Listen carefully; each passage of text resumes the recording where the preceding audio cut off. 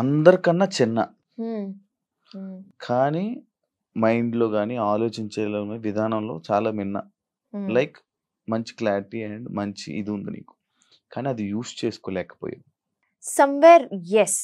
ఎందుకంటే I think నేను ముందే ఇది అనుకున్నా దట్ నాకు ఆ ఏజ్ గ్యాప్ వచ్చేసరికి మేబీ కొన్ని చోట్ల నేను రెస్పెక్ట్ అనేది. మాట్లాడలేకపోవచ్చు. బికాజ్ నేను చాలా రెస్పెక్ట్ చేస్తా.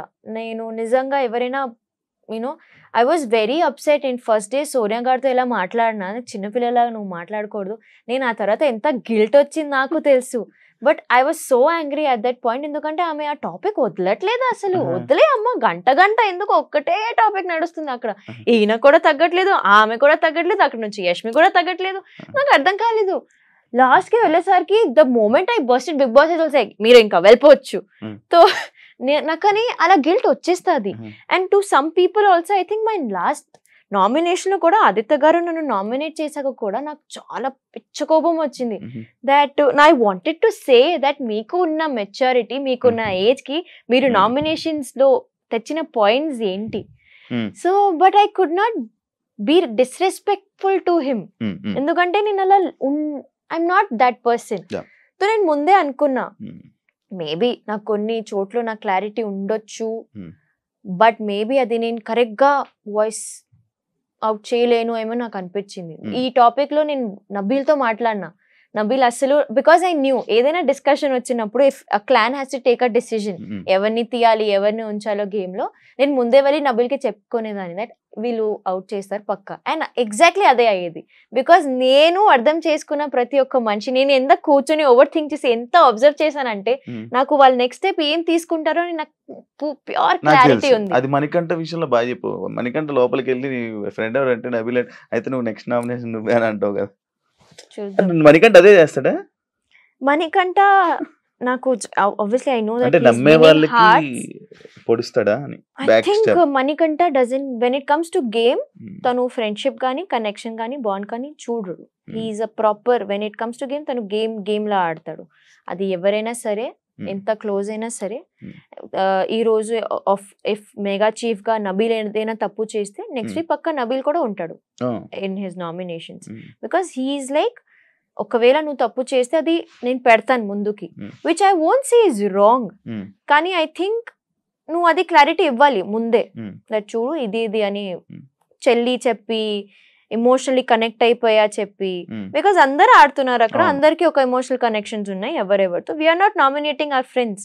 చేస్తే కూడా దానికి ఒక విధానం అనేది ఉంటుంది. యాజ్ అ ఫ్రెండ్ గా చెప్పాలి.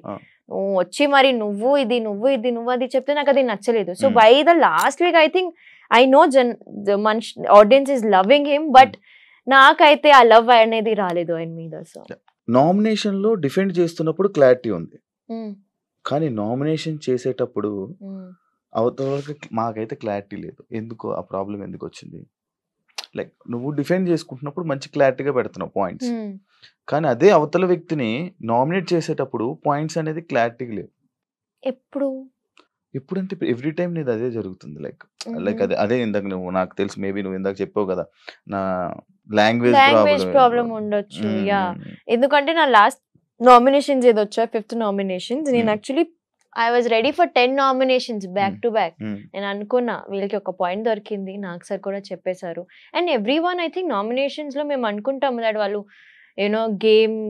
గేమ్ అని ఉంటారు, కానీ nomination is very hard for every one. అక్కడ అసలు పాయింట్స్ వెతకాలి. ఇది ఆ వీక్ మొత్తం ప్రశాంతంగా ఒకవేళ జరిగితే పాయింట్సే ఉండవు. సో వీ లిటరలీ ఈసారి 5th నామినేషన్ ఎంత పిచ్చిగా ఏం తెలుసా, అందరు వెళ్ళి చెప్పుకున్నారు అరే ఐఎమ్ నామినేటింగ్ యూ, ప్లీజ్ ఏం అనుకోకు, నా దగ్గర పాయింట్స్ లేవు, నేను ఈ పాయింట్స్ మీద నీకు నామినేట్ చేస్తాను. So it was a very friendly nominations. Everybody time Bigg Boss చరిత్రలో ఒక నామినేషన్ ప్రాసెస్ అలా జరగడం, మీరు మాట్లాడేసుకున్న నామినేషన్ ఒక పెద్ద రెస్పెక్ట్ యాక్చువల్లీ. నేను ఫస్ట్ మణికంఠ జైలుకి వెళ్ళాడు, మణికంఠ వెళ్ళి కూర్చున్నాక he's like I'm nominating you Nainika, please ఏమనుకోదు, నా దగ్గర పాయింట్స్ లేవు. అండ్ దెన్ ఐ లైక్ సరే చెయ్యి, ఏం చేస్తావు నాకు అర్థమైంది చెయ్యి. అండ్ నేను అందరికీ అదే, ఎవరెవరికి నామినేషన్స్ హార్డ్ అవుతుంది వాళ్ళు ఈజీ వాళ్ళని టార్గెట్ చేసేస్తారు. ఎలాగో అందరు చెప్తున్నారు కదా ఆడట్లేదు, నువ్వు ఆడట్లేదు, నాకు నచ్చట్లేదు, వీక్ ఉన్నా డల్ ఉన్నా, those are the points. So this time I was very much prepared that okay, నేను మాట్లాడట్లేదు అనుకుంటున్నా కదా, ప్రతి దానికి నేను ఆ రోజు మంచిగా రెడీ అయ్యాను. లైక్ ఓకే నామినేషన్ నా మీద పెయింట్ పోసినా పర్లేదు కానీ నేను రెడీ అవుతాను.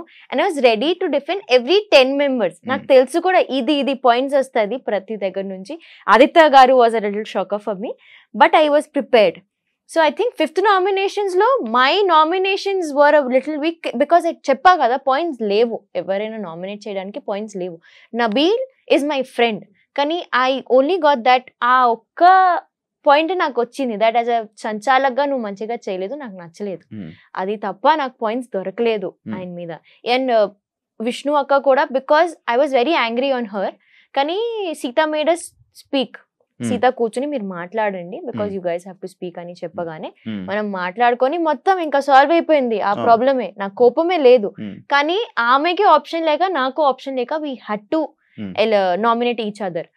సో అదే అయిపోయింది అనమాట. సో మేబీ అక్కడికి వచ్చేసరికి అది అలా అనిపించిందేమో ఆడియన్స్ కి, ఎందుకంటే నేను నా డిఫెన్స్ కి రెడీ ఉండే. But my nominations, to be fairly speaking, my nominations was not strong, ఎందుకంటే ఎవరికి ఏం పాయింట్స్ లేకుండే ఆ వీక్ లో. So I will agree that.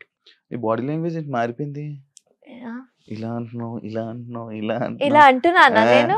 అయ్యయ్యో, అదే అప్పుడు ఇంటర్వ్యూ చేసినప్పుడు నువ్వు ఎలా ఉన్నదా నాకు తెలియదు, కూర్చొని అలా ఇంటర్వ్యూ.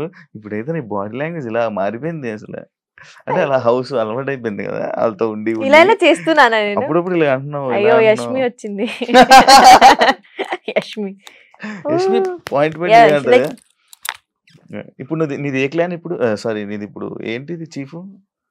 ఇది నో చీఫ్, ఇది దిస్ ఇస్ జస్ట్ గోల్డ్ చీఫా?